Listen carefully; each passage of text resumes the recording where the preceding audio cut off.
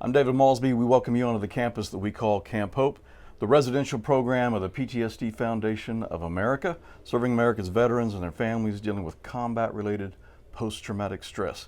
And right now, we want you to meet one of the brand new graduates from our program. You want to introduce yourself? Sure. I'm Michael Gentry. Came from San Antonio, Texas. I served in the Army, 13 Bravo, Field Artillery. I deployed to Iraq from 03 to 04, and I'm glad to be here. 03, 04, pretty early on, obviously, in the war, and quite a while in between that deployment and the time you came to Camp Hope. Yep. What did that look like for you? It was about roughly 20 years of finding a job, doing good, and then for some reason self-sabotaging myself. Not really doing really well with life stuff, like what you would call normal. A lot of drug use, a lot of drinking. That also led to me having several different jobs and everything.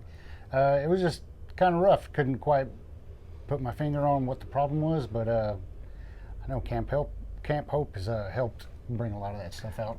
Did you go to the VA for diagnosis, or?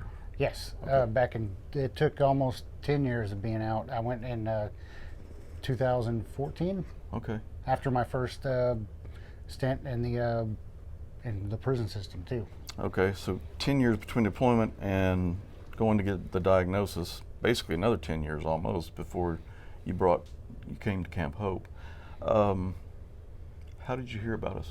I had to go to 2 rehabs, 28-day programs, and there was a guy from the PTSD Foundation, Ezekiel Hernandez.